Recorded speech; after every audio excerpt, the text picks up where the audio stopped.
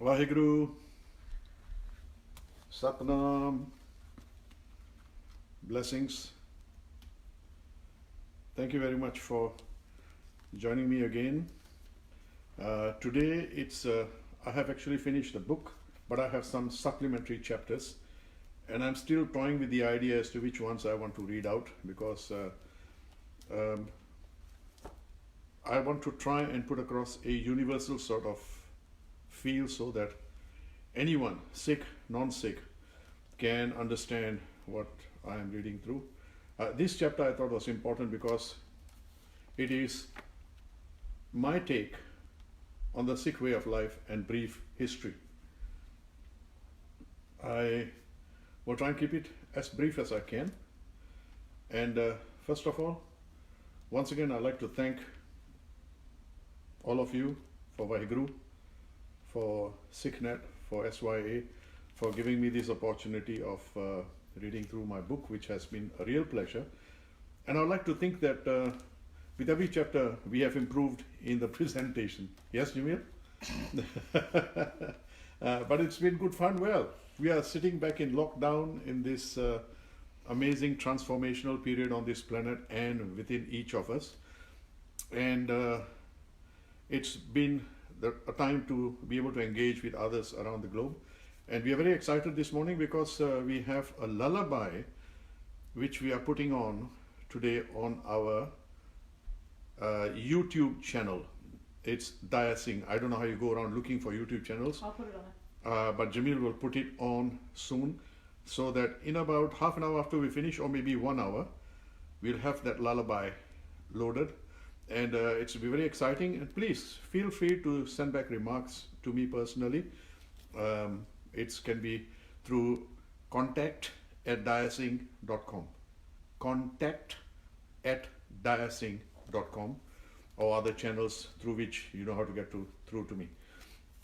I've had some very wonderful compliments sent back to me. I haven't faced any brickbats yet, and I'm not too very keen to face them either, because hey, I'm 70 years old and I see this beautiful Sikh way of life through my own eyes. Yes, Sibi? You started a Twitter account today. Oh, I started a Twitter account today. Not that either of us have any idea. I've got no idea what Twitter is all about, but a very good friend of mine, Harinder, from Sikh Research Institute, had once told me, you must get a Twitter. And at that point, I didn't even know what it was. I still don't know, but apparently I've been given a Twitter account today. So what is the Twitter account? Dya Singh again? Dya Singh. I don't know how it is. What, hashtag Dya Singh, or what is it?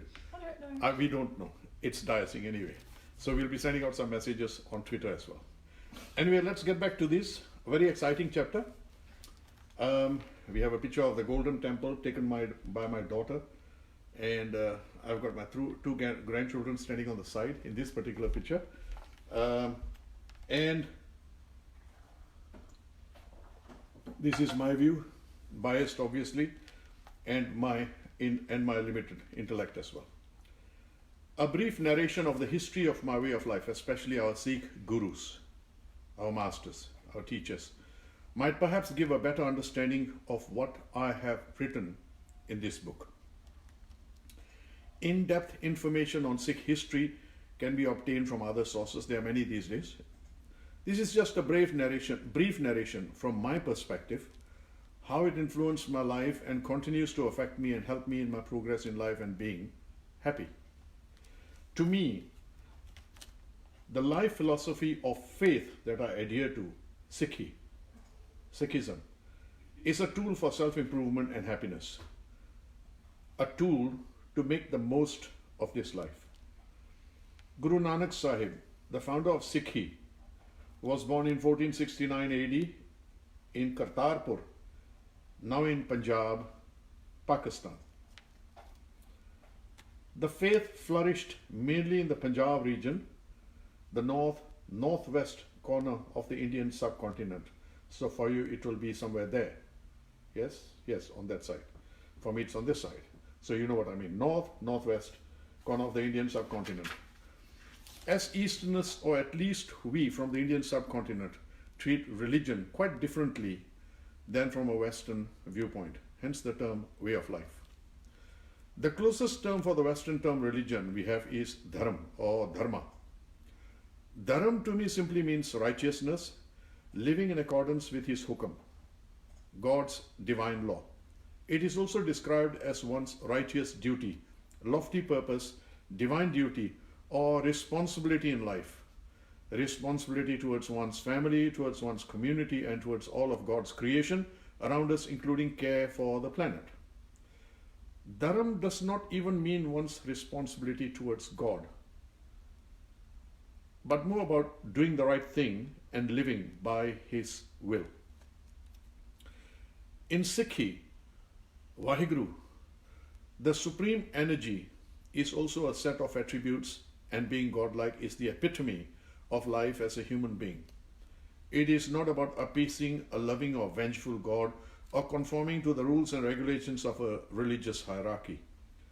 So being a Sikh is not specifically about being God-fearing or even God-loving, but more about being God-inspired and godlike, or being Godward, Gurmukh. Let me repeat that. I think that's important. Being a Sikh is not specifically about being God-fearing or even God-loving, but more about being God-inspired and godlike, or being Godward, a Gurmukh. Hence, God-loving and God-fearing become byproducts of being God-inspired and godlike, or simply being good. Arjun aisa chahiye jaisa har hi hoy. Guru Granth Sahib, page 1372. Arjun aisa chahiye jaisa har hi hoy. The humble servant and devotee of the Lord should be just like the Lord. Here, servant means being of service to humanity, and devotee means one who keeps the source of all reality ever present in one's mind. Servant also denotes humility. Nanak even refers to himself as a slave of God many times. In 1947, when the British, who then ruled India, partitioned the subcontinent between Pakistan and India, this region, Punjab, which was previously the Sikh empire of Maharaja Ranjit Singh, was divided between the two countries. The Sikhs opted to stay with Hindu-dominated India and migrated en masse eastwards into North India. But naturally, a great many of the Sikh shrines, including the birth, childhood, and memorial locations of Guru Nanak and other Sikh gurus, remain in Muslim-dominated Pakistan. These shrines in Pakistan are open for visitations and pilgrimage by Sikhs, but without right of ownership. It is estimated that 70% of Sikh heritage remains behind in Pakistan, including the Sikh capital, Lahore. Today, Sikhs number between 25 to 30 million, of which about 80% still live in India. The rest are spread all over the world. Reputedly, about 150 million people, mainly of Indian origin, are associated with Sikhism in some way. Some treat Guru Nanak as one of the Sufi saints. There are others who worship him as a Hindu deity. Others pray to him for their needs. Yet others have statues of him at home and even idol worship him. Sindhis, who originate from the Sindh region of northwest region of the Indian subcontinent, now in Pakistan, revere him as their saint. Some of them are full-fledged turban Sikhs. There are Sindhis who are staunch Sahajtari, clean-shaven Sikhs too. Orthodox Sikhs are recognizable because they keep long hair and the men tie turbans, the star, and sport uncut beards, neatly tied or left open. This is one of the fundamental tenets of the Sikh way of life as a physical recognition. It's the exteriorization of being a member of this faith. There are, of course, Sikhs who are clean-shaven, but some adhere staunchly to Sikh doctrine. It has appealed to the discerning because it exhorts and practices the universal truths, including equal rights for women. It looks down upon caste, race, color, and economic status prejudices and religious differentiation and discrimination. Nevertheless, in reality, we, Sikhs, are still grappling with all that after thousands of years in the Hindu fold. The word Sikh simply means student or disciple of life, a seeker of truth in short. A male Sikh carries the surname Singh, which literally means lion, and a female carries the surname Kaur, which means princess. Therein lies the basic philosophy of gender equality, especially the lofty status Sikhism holds for women and valuing their femininity. Sikh history is replete with our womenfolk carrying out deeds of valor alongside their menfolk, and Sikh men are today, slowly but surely, learning to be of use to their wives in household chores and helping with the children and treating their womenfolk as equals. Sikhs are champions for peace, but still retain martial traditions so that evil can be combated by force if necessary, as a last resort through the Sikh doctrine of Miri Piri, or simply saint soldier. A saint or religious person must have the ability to pick up arms to combat tyranny as a last resort. A soldier must be a saint at heart and never draw a weapon in anger or in revenge, but only in combating oppression. There is a Sikh institution of note, that of Langar, the community kitchen. Central to a Sikh religious service is the cooking and sharing of vegetarian food, a norm with all the prominent gurdwaras, Sikh places of worship globally. For example, the Darbar Sahib, commonly referred to as the Golden Temple Complex, in the Sikh holy city of Amritsar in the Indian state of Punjab, serves food to over 100,000 pilgrims daily and over 125,000 per day on auspicious occasions. 100,000 or 125,000. Serving of langar is a norm at most gurdwaras worldwide. So if you are hitchhiking around the world and are down and out somewhere, look for the nearest gurdwara. You shall be provided food and shelter for the night. Ape tarti ape hi rahak. Ape jamai pisave. Ape pakave. Ape bande. De parose. Ape hi pekhave. Page 550, Guru Granth Sahib. Meaning, he is the field and he is the farmer. He grows and grinds the corn. He cooks it. He puts the food into dishes and he himself sits down to eat. It is a sacred requirement for a Sikh to be able to feed others in need. Hence, Sikh philosophy naturally inculcates a welfare state mentality among Sikhs. The well-off must help the needy. Traditionally, Sikhs are meat eaters, or as Indians like to say, non-vegetarians. But in modern times, there is a strong push for vegetarianism. Historically, Sikhs ate meat as long as it was not killed in a sacrificial manner as the Muslims, their closest neighbors, do. The Sikh position is that the animal must be killed as humanely as possible, preferably with a single blow to the neck, chatka, with a sharp knife. Sikhs refrained from beef because their other closest neighbors and sometimes also kith and kin were Hindus, who not only do not eat beef but hold the cow as being sacred. The life history of each guru is a reflection of Sikh life. Below, their individual contributions towards this way of life are narrated in brief. All the gurus married and raised families except the 8th guru, Guru Har Krishan, who became guru at the age of 5 and passed on at age 8. Celibacy and asceticism is not encouraged and in fact considered a burden on society. A Sikh sage, Bhagat Puran Singh, had a saying, "Give me a man whose hands are involved in service rather than a man whose hands are clasped in prayer." So if you are staying a night or 3 in a gurdwara somewhere in the world, then ask if you can do some service. Sweep the floors, chop some firewood, wash the utensils, clean the restrooms, whatever. Offer to do service, and doing some such service should be a basic norm for any human being, whatever his/her station in life. Youth should be encouraged to do such free service. it will stand them in good state for a fruitful and fulfilling life ahead. Now, here I have some short narratives on my 10 gurus, because I believe very strongly that knowing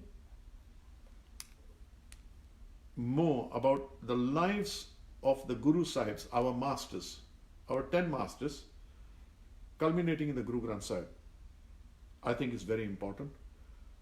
And there's a push by Sikhs, we should not use images of our gurus because we are afraid that people might return back to idol worship. After 400, 500 years of Sikhism, if we are still afraid of our people going back and worshipping idols, then I think we've got things wrong.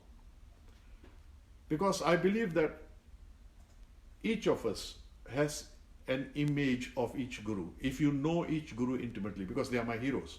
For example, if I say Guru Nanak, the chances are an image of an old man sitting there with his head fallen down like that comes to your mind, which is so incorrect, because the true Nanak was a hitchhiker. He was a musician. He traveled halfway around the planet talking about universal truths. My image of him is a very strong person with a staff in his hand walking the planet. And a piercing look, yet gentle, which says, I love you, but you don't mess around with me. Each of us should carry these images because they should be invoked on a daily basis. That's why the lullaby that we are doing today.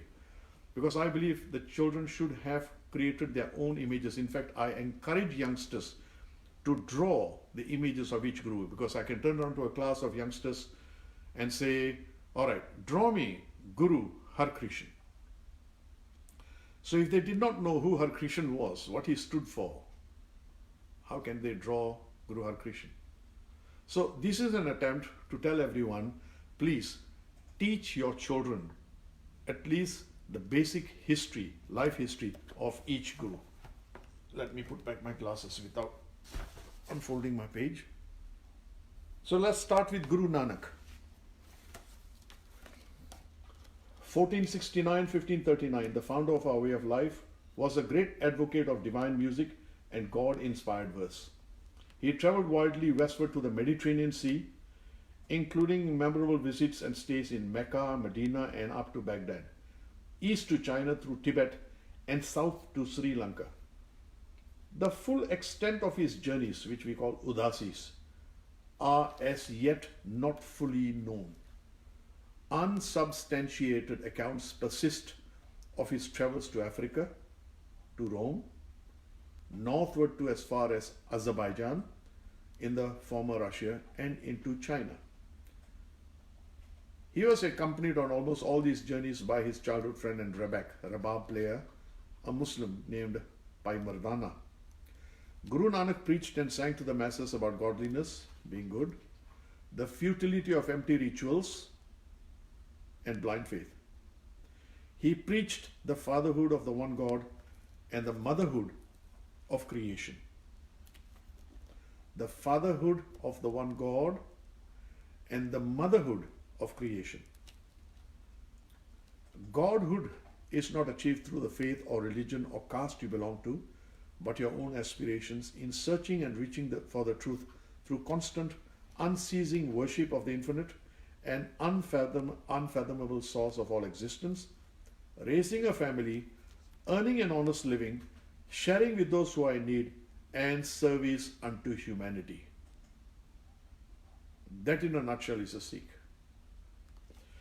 In an age and region which suppressed the female gender, he championed the cause of womanhood and their God-given right to be treated as equals.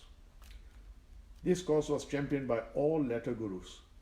The Sri Guru Granth Sahib Ji carries verses extolling the virtues of womanhood. One must put this in context. 500 years ago, till quite recently, and in some cases even now, the lot of a woman in a patriarchal society like India was and still is a very lowly one. That's Guru Nanak. Second Guru was Guru Angad, 1539-1552. Short period. The second Guru's initiation was as a humble disciple of Nanak. He was tested alongside Nanak's own two sons in obedience and proved his total commitment to Nanak's philosophies. Further, he strongly advocated physical fitness for his disciples and is credited in finalizing the Gurumukhi script, in which the Sri Guru Granth Sahib, the scriptures and eternal Guru of the Sikhs, is written, and which is now the official script for Punjabi among Sikhs. He also championed the importance of education, not only for boys, but equally as importantly for girls.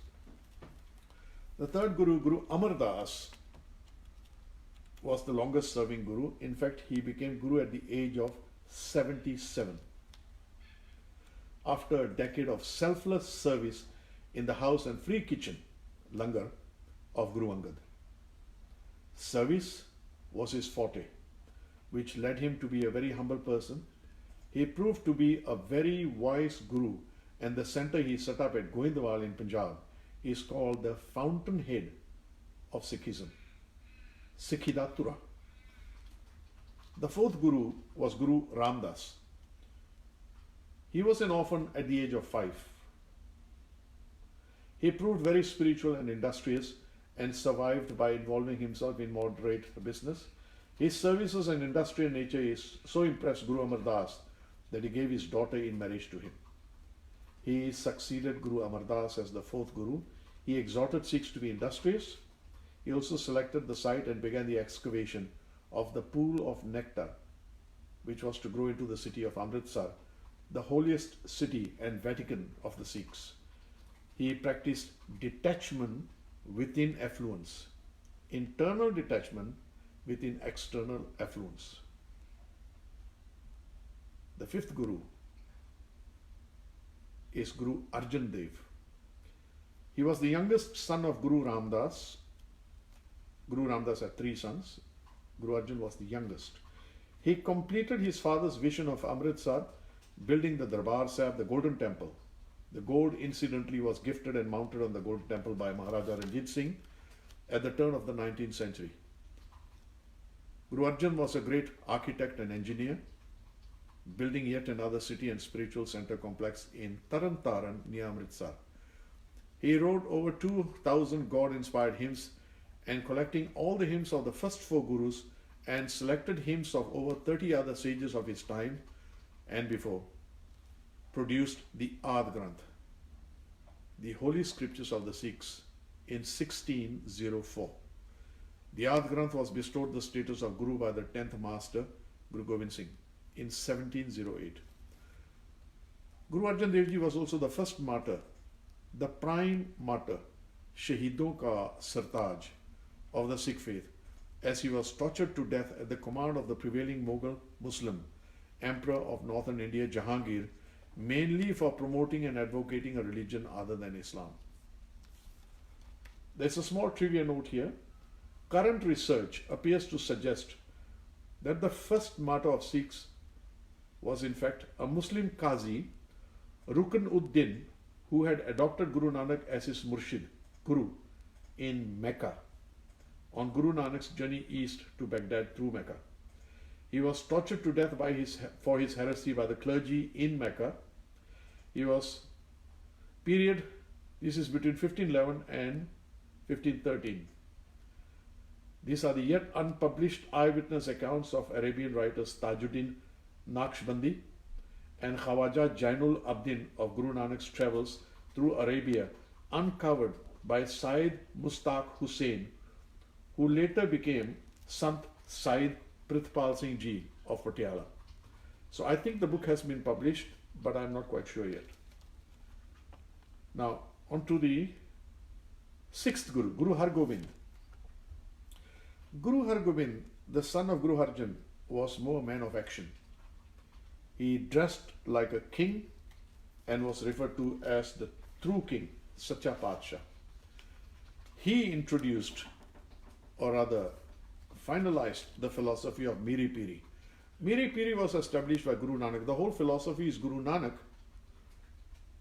but Guru Har Gobind established Miri Piri. A human being is incomplete until he or she fully participates in matters of state and civic duty besides spiritual pursuits. He built the Akal Takht, which is the temporal seat of the Sikhs within the Golden Temple complex built by his father, Guru Arjun Dev Ji. This is the political seat of Sikhs. All political matters involving Sikhs and Sikhism are discussed and decided upon in this building. He was the epitome of the complete Sikh, one who finds internal detachment within external attachments to materialism, Maya. I repeat that.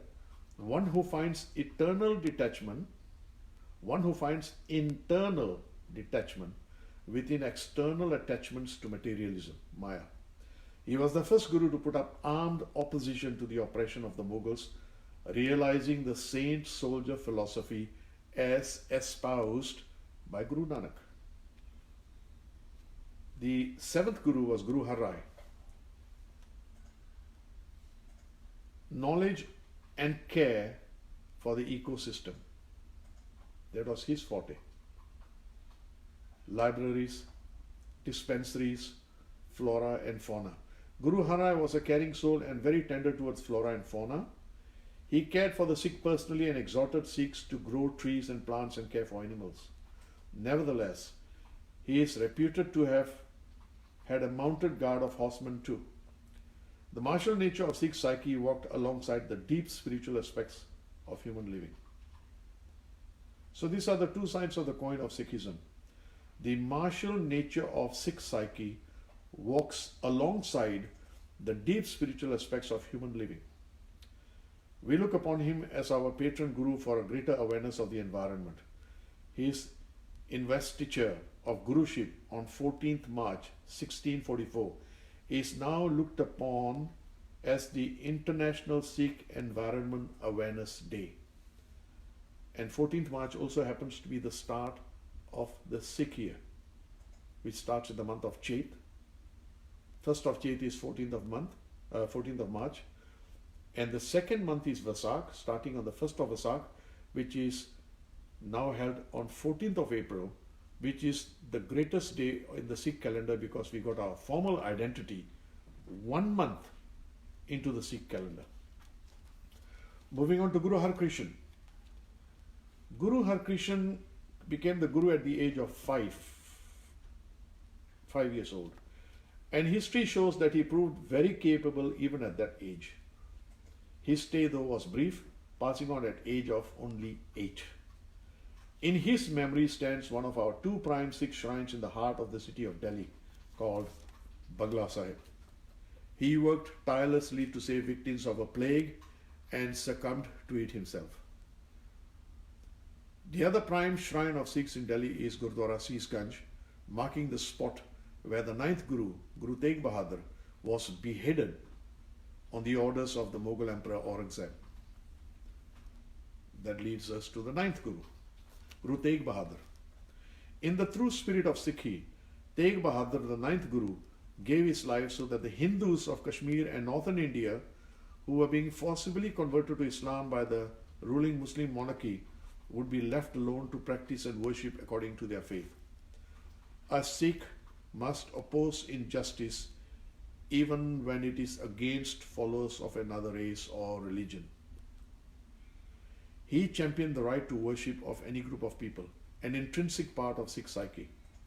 He was beheaded in Chandni Chowk in Old Delhi, across from the famous Red Fort, Lal Killa of Delhi, where Gurdwara Seesganj stands in his memory and where prayers are offered and devotees come to pay their respects day and night throughout the year from all over the world.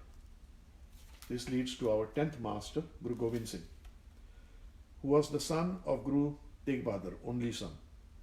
He is considered by Sikhs as the complete human being, a good son, a good father, a good husband, besides being a leader of men, and also became the first disciple of the fraternity of the Khalsa, which he established, handing all temporal authority to this body. He was a poet, a linguist, scholar, and a man of God. His 4 sons courted martyrdom, refusing to bow to tyranny and forcible conversion to Islam, by the ruling authority of the times, the Mughals. He laid down the basic rules for Sikhs which I enforce today, including a uniform which includes unshorn, uncut hair, neatly kept under a daily tied turban, and uncut beards. This is the form that Guru Gobind Singh finally gave us, and that was on the 14th of April, called Vaisakhi. We call it the Khalsa Day as well.